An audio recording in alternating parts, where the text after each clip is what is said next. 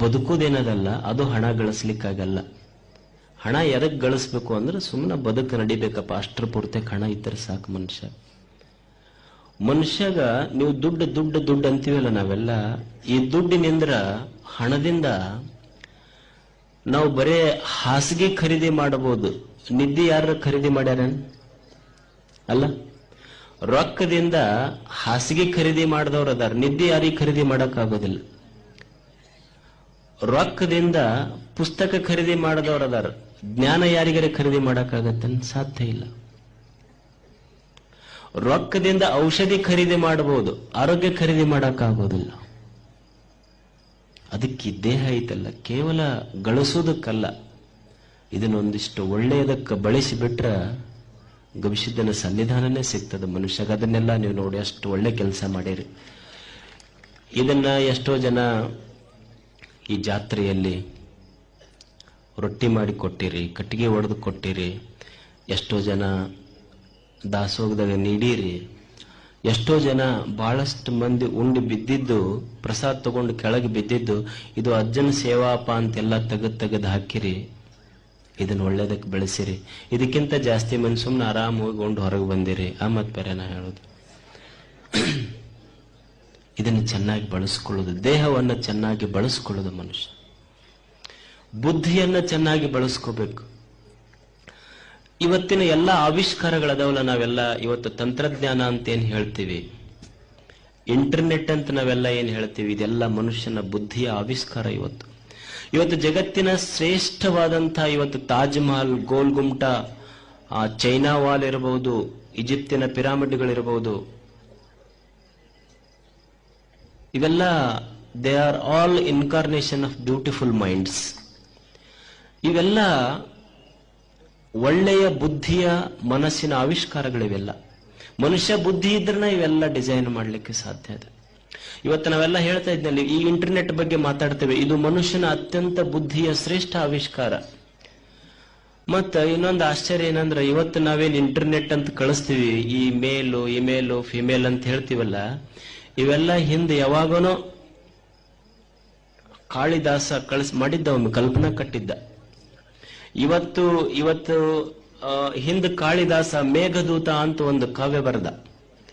ಆ ಮೇಘದೂತದಲ್ಲಿ ಏನು ಮಾಡ್ದ ಅಂದ್ರೆ, ಮೇಘಗಳ ಮುಖಾಂತರವಾಗಿ, ಮೋಡಗಳ ಮುಖಾಂತರವಾಗಿ ತನ್ನ ಪ್ರಿಯತಮೆಗೆ ಆತ ಪ್ರೇಮ ಸಂದೇಶವನ್ನು ಕಳಿಸ್ತಾ ಇದ್ನಂತೆ. ಈಗ ನೀವು ಇವಾಗೆಲ್ಲ ಮೊಬೈಲ್ನಾಗ ಕಳಿಸ್ತಿರಲ್ಲ ಹುಡುಗರು, SMS ಕಳಿಸಿ ಮಿಸ್ಸಿಂಗ್ ಯು ಲಾಟ್ ಅಂತ ಕಳಿಸ್ತಿರ್ತಿರಲ್ಲ, ಅವಾಗ ಮಾಡಿದ್ದವ ಕಾಳಿದಾಸ. ಇದೇನು ಹೊಸ ಕಲ್ಪನಾ ಅಲ್ಲ ಅಂತ. ಮನುಷ್ಯನ ಬುದ್ಧಿಯ ಆವಿಷ್ಕಾರ ಎಷ್ಟು ಅದ್ಭುತವಾಗಿದೆ ಅಂದ್ರೆ, ನಿಮಗೊಂದು ಘಟನೆ ಹೇಳ್ತೇನೆ ನಾನು. ನ್ಯೂಟನ್ನ ಬಗ್ಗೆ ನೀವೆಲ್ಲ ಕೇಳಿರ್ಬೇಕು. ನೀವು ಆರಾಮ್ ಕೂಡ್ರಿ, ಇನ್ನೂ ಮೂರ್ತಿ ಬಂದಿಲ್ಲ, ನಾ ಅದಕ್ಕೆ ಹೇಳಕತ್ತೀನಿ ನಿಮಗೆ. ನ್ಯೂಟನ್ ಗ್ರಾವಿಟೇಷನ್ ಪವರ್ ಬಗ್ಗೆ ಕಂಡು ಹಿಡಿದ, ಚಲನೆಯ ನಿಯಮಗಳ ಬಗ್ಗೆ. ಅವ ಒಂದ್ ದಿವಸ ಒಂದು ಸೇಬು ಹಣ್ಣಿನ ಗಿಡದ ಬುಡಕ್ ಕುಂತಿದ್ದ. ಮ್ಯಾಲಿಂದ ಒಂದು ಹಣ್ಣು ಕೆಳಗೆ ಬಿತ್ತಂತ. ಬಿದ್ದ ಕೂಡಲೇ ಅವನಿಗೆ ಆಶ್ಚರ್ಯ ಆಯ್ತು. ಅವ ಅದನ್ನ ತಗೊಂಡ ಜನರ ಹತ್ರ ಹೋದ್ನಂತ. ಅಲ್ಲ, ಈ ಗಿಡದಂದ ಹಣ್ಣು ಕೆಳಗೆ ಯಾಕೆ ಬಿತ್ತು ಅಂತಂದವ. ಅವ್ರ ಸ್ನೇಹಿತರಂದು ಹುಚ್ಚಿಡ್ದ ಇದಕ್ಕ ಕೊಡಿಗೆ, ಮತ್ತ ಹಣ್ಣು ಗಿಡದಂದ ಕೆಳಗೆ ಬೀಳಿಲಾರ್ದ ಇನ್ನು ಮ್ಯಾಲೆ ಹೋಗಕ ಅದು ಅಂತಂದ. ಅವನು ಅದನ್ನ ಅಂತ ನ್ಯೂಟನ್ ಅಂದ, why it should fall on the ground, why it should not fly into the sky. ನಾನು ಅದನ್ನ ಕೇಳಕತ್ತೀನಿ, ನಿಮಗೆ ಸೇಬು ಹಣ್ಣ ಕೆಳಗ ಯಾಕೆ ಬಿತ್ತು, ಮ್ಯಾಲೆ ಯಾಕೆ ಹೋಗ್ಲಿಲ್ಲ ಅಂತ. ಈ ಚಿಂತನೆ, ಈ ಬುದ್ಧಿಯ ನಿಷ್ಕರ್ಷೆ ಅವನ ಅಂತರಂಗದಲ್ಲಿ ಒಂದು ಅದ್ಭುತ ಜ್ಞಾನ ಮಾಡಿತ್ತು. ಏನಂತಂದ್ರೆ, ಈ ಭೂಮಿಯ ಒಳಗೆ ಅದ್ಭುತವಾದಂಥ ಒಂದು ಗ್ರಾವಿಟೇಷನ್ ಪವರ್, ಗುರುತ್ವಾಕರ್ಷಣ ಶಕ್ತಿ ಇದೆ ಅನ್ನುವುದನ್ನು ಇಡೀ ಜಗತ್ತಿಗೆ ಸಾರಿ ತೋರಿಸಿದ್ದ ನ್ಯೂಟನ್. ಮನುಷ್ಯನ ಬುದ್ಧಿಶಕ್ತಿ ಅಷ್ಟು ಕೆಲಸ ಮಾಡುತ್ತದೆ. ಅವ್ರು ಡ್ರೈವರ್ ಇದ್ನಂತ. ನಮ್ಮಲ್ಲಿ ಬಹಳ ಜನ ಸ್ವಾಮಿಗಳಿಗೆ ತಮಾಷೆ ಹೇಳ್ತಾರೆ, ಒಂದು ಘಟನೆ ಕೇಳ್ರಿ ನೀವು. ಅವನ್ ಡ್ರೈವರ್ ಇದ್ನಂತ, ನ್ಯೂಟನ್ ಡ್ರೈವರ್.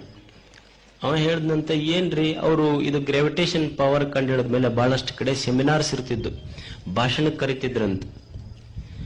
ಅವ ಡ್ರೈವರ್ ಒಂದ್ ದಿವ್ಸ ಅಂದಂತ, ಅಲ್ರಿ ನಾನು 2 ವರ್ಷದಿಂದ ಕೇಳಕತ್ತೀನಿ, ನೀವು ಯಾವ ಸಭಾದಾಗ ಹೋದ್ರಿ ಇವತ್ತೇನ್ ಮಾತಾಡಿರ್ತೀರಿ ಎಲ್ಲ ಸಭಾದಾಗ ಅದ ಐತಿ. ನೀವು ಗ್ರಾವಿಟೇಷನ್ ಪವರ್ ಕಂಡು ಹಿಡ್ದಾಗಿಂದ 2 ವರ್ಷದ ಮಟ್ಟ ಕೇಳಕತ್ತೀನಿ ನಾ ಭಾಷಣ. ಸೇಮ್ ಡಿಟ್ಟು 1 ತಾಸ್ ಏನ್ ಮಾತಾಡ್ತೀರಿ ಅದು ನಾನ ಮಾತಾಡ್ಬೋದು ಅದ ನಂದವ ಡ್ರೈವರ್. ಅವ ನ್ಯೂಟನ್ ಅಂದ, ಆಯ್ತಪ್ಪ ಹಂಗಾರ ಮುಂದಿನ ಊರಿಗೆ ಹೋಗ್ತಿವಲ್ಲ ಅಲ್ಲಂತೂ ನ್ಯೂಟನ್ ಯಾರಂತ ಗೊತ್ತಿಲ್ಲ, ನೀನ ನನ್ ಡ್ರೆಸ್ ಹಾಕೋ ಮತ್ ನಾ ಗಾಡ್ಯಾಗ ಕುಂದಿರ್ತೀನಿ, ನೀವು ಹೋಗಿ ಬಾ ಅಂತ. ಅದೇನ್ ದೊಡ್ಡಾಗದ್ ನಾ ಮಾಡ್ತೀನಿ ಬಿಡ್ರಿ ಅಂದವ. ನ್ಯೂಟನ್ ತನ್ನ ಕೋಟು ಗೀಟು ಅವನಿಗೆ ಹಾಕಿ ಕೊಟ್ಟ ಡ್ರೈವರ್ಗ. ಅವ್ರ ಮಂದಿ ಇವನ ನ್ಯೂಟನ್ ಅಂತ ತಿಳ್ಕೊಂಡು ಡ್ರೈವರ್ನ ಕರ್ಕೊಂಡು ಹೋದ್ರು. ಅವಾಗ ನ್ಯೂಟನ್ ಡ್ರೈವರ್ ಕುರ್ಚಿ ಮೇಲೆ ಸೀಟಿನ ಮೇಲೆ ತಾನು ಕುಂತು ಡ್ರೈವರ್ನ ಕೊಟ್ಟು ಕಳಿಸ್ದ. ಅವ ಡ್ರೈವರ್ ಬಹಳ ಬುದ್ಧಿವಂತಿದ್ದ, ಅವ ಚಂದ ಮಾತಾಡ್ದ. ನ್ಯೂಟನ್ ಹೆಂಗ ಮಾತಾಡ್ತಿದ್ದ ಸೇಮ್ ಹಂಗ ಮಾತಾಡ್ದ. ಎಲ್ಲರೂ ಮಾತಿಗೊಮ್ಮೆ ಚಪ್ಪಾಳೆ ಹೊಡೆದ್ರು.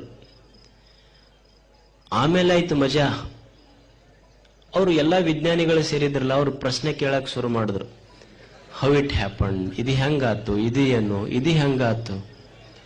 ಅವನಿಗೆ ಬಂತಲ್ ಮುಸ್ಕಿಲ್ಲ. ಅವ ಅಂದ, ಇಷ್ಟಿಷ್ಟು ಸಣ್ಣ ಪ್ರಶ್ನೆಗಳಿಗೆಲ್ಲ ನಾ ಯಾಕೆ ನಮ್ ಡ್ರೈವರ್ ಉತ್ತರ ಹೇಳ್ತಾನ ಅಷ್ಟಕ್ಕಂದವ.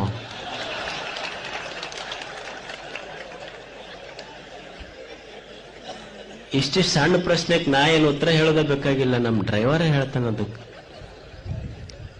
ಮನುಷ್ಯನ ಬುದ್ಧಿಶಕ್ತಿ ಬಹಳ ತೀಕ್ಷ್ಣ ಇರ್ತದೆ. ಈ ದೇಹವನ್ನ ಸರಿಯಾಗಿ ಬಳಸ್ಕೊಳ್ಳೋದು, ಬುದ್ಧಿಯನ್ನ ಸರಿಯಾಗಿ ಬಳಸ್ಕೊಳ್ಳೋದು, ಇನ್ನೊಂದು ಬಹಳ ಅದ್ಭುತವಾದದ್ದು ದೇವರು ಕೊಟ್ಟಂತ ಭಾವವನ್ನ ಸರಿಯಾಗಿ ಬಳಸ್ಕೊಳ್ಳೋದು.